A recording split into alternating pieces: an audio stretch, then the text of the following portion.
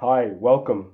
I'm Coach Christian, and I help extremely stressed people to deal with their stress by observing it for themselves.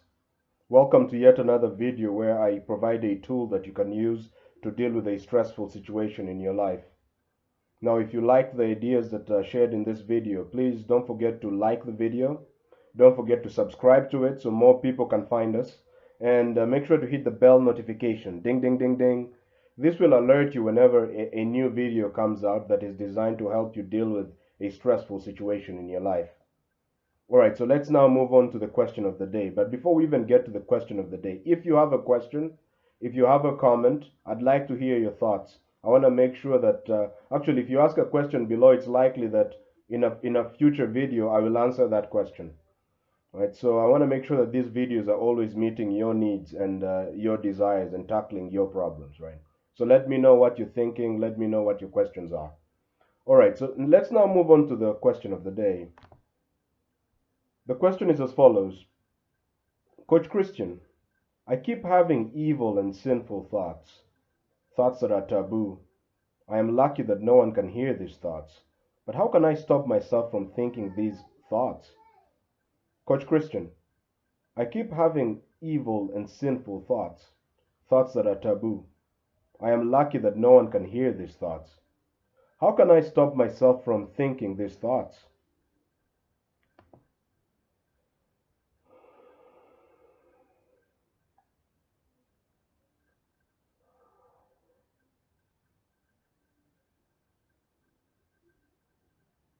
So here we have somebody who is thinking thoughts that they believe they shouldn't have, right?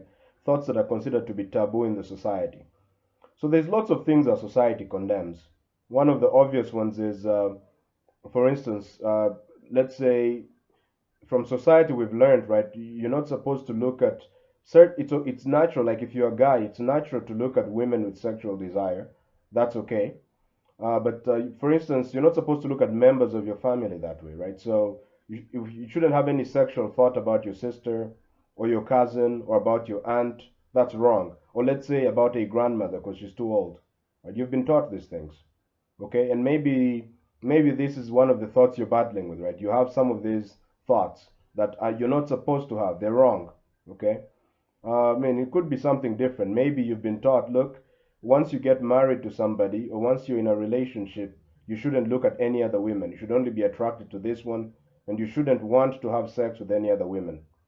But of course, what's happening here is that you're actually looking at other women in a sexual way, right? Or you've been taught other things, like, for instance, orgies are wrong and evil, right? This whole situation where you have multiple guys, multiple women having sex at the same time, maybe it's being recorded on video.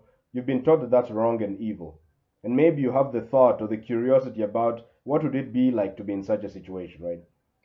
And maybe a part of you desires it, right? And you're saying this is wrong. Maybe you're also like a religious person. Maybe you go to church and you've been taught these things are unacceptable. You should never do them. But you have these thoughts anyway, you have these feelings, right? And so the person is wondering, well, how do I stop myself from thinking these evil thoughts? This is a very good question. First of all, notice, where did you get this idea that there's such a thing as a good thought and a bad thought? A good thought and an evil thought. Is this your idea or did you get it from the outside? What thoughts that are good, thoughts that your people want you to think, are thoughts about, okay, helping others, being nice, being kind, thoughts about how to get a job, thoughts about how to take care of your family. These are good thoughts, right? But who said these thoughts are good? If you look deeply, you're going to realize what is considered as a good thought is what your society approves of. What is considered to be an evil thought is what your society disapproves of. So, did you actually take the time to sit down and determine that these thoughts are good and bad? And also, an even deeper question is this: do you need to ascribe the label good or bad to a particular thought or feeling? Is that necessary? I say that this is part of the key problem. Is or let me even put it this way. This is one of the realizations I've gotten via observation, that it is not necessary to label thoughts as good or bad. And in fact, any thought that I label as bad is bound to like rise to the top of my mind. So if I say this thought is evil, I shouldn't think of other women because I'm with my girlfriend. If I have such a thought and I call it bad, the more I try to suppress this thought, the stronger it becomes. The more I look at other women, the more I want to sleep with them, etc. Right? So one thing I noticed is that an evil thought, when I label a thought evil and I try not to think it, I think it even more. And this is what the questioner is also experiencing. Right? Any thought that's been declared taboo or evil, if you fight it, if you suppress it, it will only grow stronger. If someone tells you don't think something, what are you going to do? Think about it. So obviously, just declaring a thought to be evil and telling yourself that you can't think it is ineffective. It doesn't work. It makes the problem worse. Right? And this is the same obviously if you declare a thought to be good. You say, I should I should only think about I should only think about my boyfriend. I should only think about him and how to serve him and how to take care of him. Once you say that, now suddenly the thought of the bad thought again sneaks in. Now, because you said this is how I should think, naturally the mind is gonna thoughts of the wrong thoughts, the wrong thoughts are gonna sneak in, all right? So this is just how the mind functions. Well, okay, so what do we do in this situation? Right? So one thing you notice is it's not necessary to label thoughts or feelings as good and bad. Right? A feeling in your body is a feeling in your body. Right? It's not necessary to call it good. If you call it good, you're inviting bad thoughts. If you call it bad and you try not to feel it because you think you're a good person, it's only going to get worse. So what do you do under these conditions? Right? So here's the question I ask you: is it possible to feel something or think a thought without labeling it as good or bad? And what happens when you do that?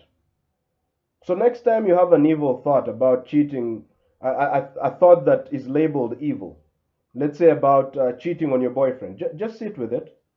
Sit with it and let the thought happen. Right? Just don't fight it. Or if like, let's say you're caught up in a thought about some orgy, just let the orgy play out in your mind. I'm not saying encourage it. Right? Again, if you encourage it, it will grow. Right? So this, if you're just listening to it and you don't practice observation, if you're just listening to it, this sounds kind of crazy. But if you actually do the observation, it's sensible, right? We don't want to encourage the thought, right? We don't want to discourage it either. If I encourage it, of course it goes stronger. If I sit down consciously and I decide to think about an orgy, the orgy is going to grow in my mind. Right? It's going to become bigger and bigger. It's going to consume me. So I don't want to encourage it by thinking the thought. But if the thoughts of the orgy come up, I also don't want to discourage them. Because if I discourage them, the thoughts are going to grow even stronger. So what do? I just let them happen. I don't participate and I don't suppress. I just let them happen. And what you'll notice is that whenever you have one of these strong thoughts that you've been taught are evil, if you sit down with it and you just let the thought happen and you observe these thoughts that are telling you that you shouldn't be thinking this, you observe all this stuff, one thing you're going to notice is that this thought doesn't last forever. This feeling is going to subside because you're not feeding it any energy by encouraging it or fighting it. After a while, the feeling will go down in intensity and you'll still be able to function. So this is a key thing, and this is the power of observation, right? So this is what I do whenever I have any type of intense feeling, right? I long since stopped thinking of my thoughts as evil or wrong. They're just thoughts. My feelings are just feelings, right? Whenever I have an intense feeling of any kind, before it started for me with anger, then later it went to things like experiencing sadness. But now I do it for any intense emotion, even extreme excitement, or the feeling I get when someone approves of me or disapproves of me. So whenever I have any intense emotion, any kind of thought that is really strong, here's what I do. I'm not saying you should do it. right? It's totally up to you what to do. I'm not going to tell you what to do. You just see if try this out and see if it works. If it works, well, then you can choose to continue to do it. If it doesn't work, then don't do it, right? It's necessary. It makes sense to be sensible. Why do something that's not working for you? So here's what I do when I have any intense sort of emotion.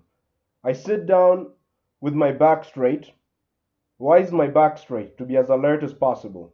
Close my eyes. Why am I closing my eyes? To shut out distractions so that all of my focus is now on my thoughts and the feeling in my body. And I just do nothing. Let it happen. Let the evil thought come, and let the thought that says that this is an evil thought and I shouldn't think it. I observe all of that. And after a while, the very basic thing is after a while, it might be a few minutes, maybe an hour. It depends on how intense the emotion is. After a while, the emotion subsides. And this, whatever the thought is, loses power. Now it can come back again in the middle of the day, and it's not going to derail me or make me lose control. All right, I think I've gone into enough detail here. Look, if you have another question, please go in the comment section below and ask the question. I may actually answer it in a forthcoming video. Now, if you liked what you heard here, if you want to receive more videos like this that are designed to give you a tool that you can use to deal with the stress in your life, well, just make sure to give this video a thumbs up, hit the subscribe button, and hit the bell notification. Ding, ding, ding, ding, ding, ding.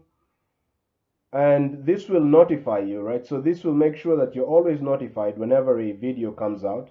And also by you subscribing, you're making it so that other people who need this material can find us easily, right? Because Google is going to rank us higher if there are more subscribers to the channel.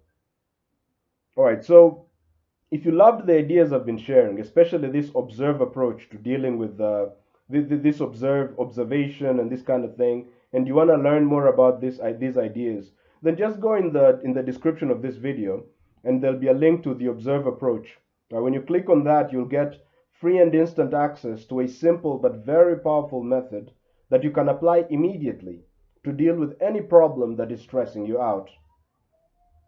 And right now, look, if you're feeling extremely stressed right now and you're at a low point in your life and you feel that your life really sucks right now, then for a limited time only, I'm offering a free, this is online, a free My Life Sucks coaching session. In this coaching session, we'll get a crystal clear vision of the life you want.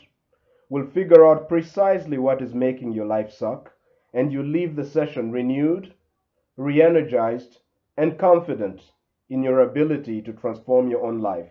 So to take advantage of this free My Life Sucks coaching session, just go in the description of this video and click on My Life Sucks. There's a link there to the My Life Sucks coaching session. Just click on that and you'll be able to set up a free online coaching session with me so we could help you deal with whatever it is that is holding you down right now. Okay, otherwise, this is it. Thank you very much for watching this video and hope to catch you on the next one. Bye.